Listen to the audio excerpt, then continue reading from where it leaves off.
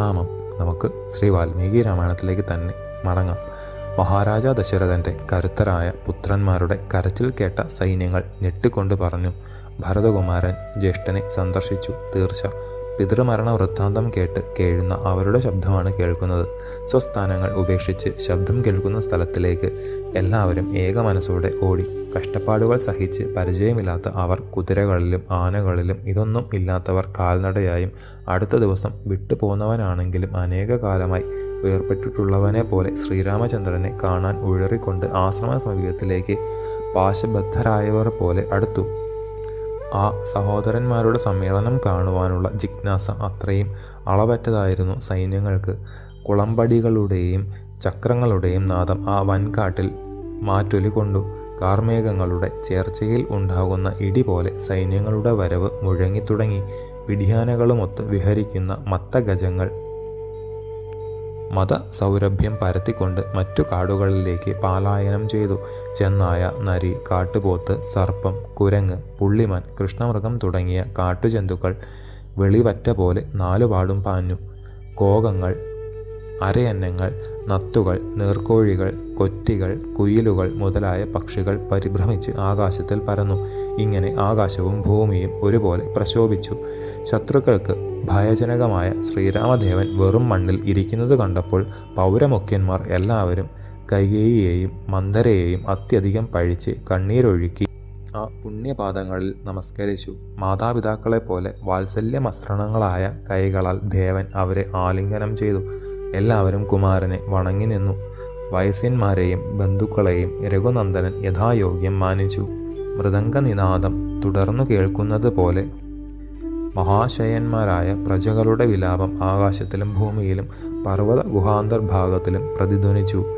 മഹാരാജാ ദശരഥ പത്നിമാരെ മുൻനടത്തി ഭഗവാൻ വസിഷ്ഠൻ ശ്രീരാമ ദർശന ജിജ്ഞാസയോടെ നടന്നു തുടങ്ങി. മന്ദാകിനി നദീതീരത്തുകൂടി വരുന്ന രാജ്ഞിമാർ ശ്രീരാമ ലക്ഷ്മണ സേവിതമായ കടവു കണ്ടു. മഹാറാണി കൗസല്യയുടെ മുഖം മങ്ങി, അശ്രുക്കൾ പെരുകി. സുമിത്രയോടും മറ്റുള്ളവരോടും ഇപ്രകാരം പറഞ്ഞു, രാജ്യത്തിൽ നിന്ന് ബഹിഷ്കൃതരായ ഉണ്ണികൾ ഇറങ്ങി കുളിക്കാറുള്ള കടവ് ഇതാണ്. വിഷമമേറിയ ജോലി പോലും ക്ലേശമില്ലാതെയാണ് എൻ്റെ കുട്ടികൾ ചെയ്യുന്നത്. സുമിത്രേ, ഓമന മകൻ ലക്ഷ്മണൻ ഇവിടെ നിന്നാണ് എൻ്റെ മകന് വേണ്ടി വെള്ളം കൊണ്ടുപോകാറുള്ളത്. ഒരു രാജകുമാരന് നികൃഷ്ടമായി തോന്നാവുന്ന പ്രവൃത്തിയാണ് എൻ്റെ മകൻ ചെയ്യുന്നതെങ്കിലും ജ്യേഷ്ഠന് വേണ്ടി ആകയാൽ ഗുണഭൂയിഷ്ടമാണ്. നിന്ദ്യമായ തൊഴിൽ ചെയ്യാൻ അനർഹനായ ലക്ഷ്മണന് അതിവേഗത്തിൽ ഇതിൽ നിന്ന് ഒഴിയാൻ സാധിക്കില്ലേ? തല തെക്കോട്ടായി വിരിച്ച ദർഭപ്പുല്ലിൽ ഓടൽ പിണ്ണാക്കുദണ്ഡം പിതാവിന് വേണ്ടി രാഘവൻ വെച്ചത് കണ്ടപ്പോൾ ദീർഘനേത്രയായ കൗസല്യാദേവി ദശരഥ പത്നിമാരോട് പറഞ്ഞു, ഇക്ഷ്വാകുപതിയായ മഹാരാജാവിന് എൻ്റെ പുത്രൻ രാമൻ വെച്ച പിണ്ടമാണിത്. ദേവതുല്യന് മഹാത്മാവുമായ മഹാരാജാവിന് ഭുജിക്കത്തക്കതല്ല ഇത് എന്ന് എനിക്ക് തോന്നുന്നു. 4 സമുദ്രങ്ങൾ വരെ പരന്നു കിടക്കുന്ന നാടിൻ്റെ പതി ദേവേന്ദ്രതുല്യൻ ഈ ഓടൽ പിണ്ണാക്ക് ഭക്ഷിക്കുന്നതെങ്ങനെ? കഷ്ടാൽ കഷ്ടതരമായി ഇതിലധികം എനിക്കൊന്നും തോന്നുന്നില്ല. ഐശ്വര്യ ഭൂയിഷ്ഠനായ കുമാരൻ അച്ഛന് ഓടൽ പിണ്ണാക്ക് വെക്കേണ്ടി വരിക, അതും കണ്ടിട്ട് എൻ്റെ ഹൃദയം ദുഃഖത്താൽ 1000 നുറുങ്ങാത്തതിനാലാണ് ആശ്ചര്യം. അഥവാ നാട്ടിലുള്ള നടപ്പ് അവനവൻ ഭക്ഷിക്കുന്നതേതോ അതുതന്നെയാണ് പിതൃക്കൾക്കും എന്നുള്ളതാണല്ലോ. ദുഃഖിതയായി ഇത്തരം ഓതുന്ന ദേവിയെ സമാശ്വസിപ്പിച്ച പത്നിമാർ പതിതനായ ഒരു ദേവനെ പോലെ ശ്രീരാമചന്ദ്രനെ ആശ്രമാങ്കണത്തിൽ കണ്ടു. വ്യസനം കൊണ്ട് മെലിഞ്ഞ് പരവശരായ അവർ ഹൃദയം നൊന്ത് തേങ്ങിക്കരഞ്ഞു. അമ്മമാരെ കണ്ടപ്പോൾ പുരുഷോത്തമനായ ശ്രീരാമൻ പെട്ടെന്ന് എഴുന്നേറ്റ് ആ തൃക്കാലുകളിൽ സാഷ്ടാംഗം നമസ്കരിച്ചു. ദീനദീനം കരയുന്ന അമ്മമാർ ദേവന്റെ പുറത്തുള്ള പൊടി തുടച്ച് എഴുന്നേൽപ്പിച്ചു. സർവലക്ഷണയുക്തനായ ലക്ഷ്മണൻ ജ്യേഷ്ഠനെ അനുകരിച്ചു. വാത്സല്യമസൃണങ്ങളായ കൈകളാൽ അവർ ശ്രീരാമനെ എന്നതുപോലെ സൗമിത്രയെയും താലോലിച്ചു. ഭർത്തൃമാതാക്കളുടെ തൃപ്പാദങ്ങളിൽ മിഥിലാത്മജ സീതാദേവി കുമ്പിട്ടു.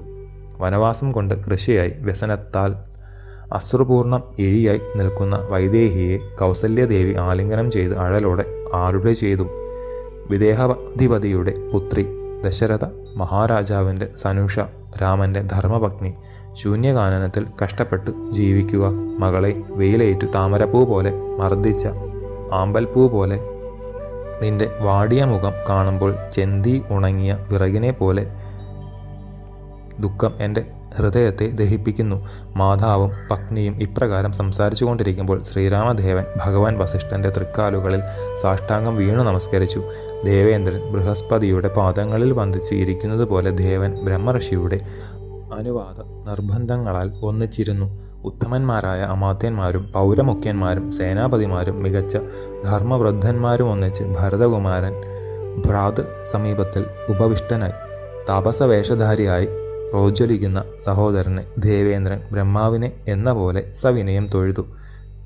സ്നേഹാദര ബഹുമാനങ്ങളോടുകൂടിയ കൈകേയീ നന്ദനൻ രാഘവനോട് ഇംഗിതം ഉണർത്തിക്കും എന്നിങ്ങനെ എല്ലാവരും വിചാരിച്ച് സന്തോഷിച്ചു. ധീരധീരനായ ലക്ഷ്മണൻ, ധാർമ്മികാഗ്രഗണ്യനായ ഭരതൻ എന്നിവർ വയസ്യന്മാരുടെ മധ്യത്തിൽ യാഗത്തിലെ അഗ്നിത്രയം പോലെ വിളങ്ങി. ശേഷം ചരിതം നമുക്ക് അടുത്ത ഭാഗത്തിലൂടെ കാണാം. ഗുരുപാദങ്ങളിൽ സാഷ്ടാംഗ പ്രണാമത്തോടെ നമസ്കാരം.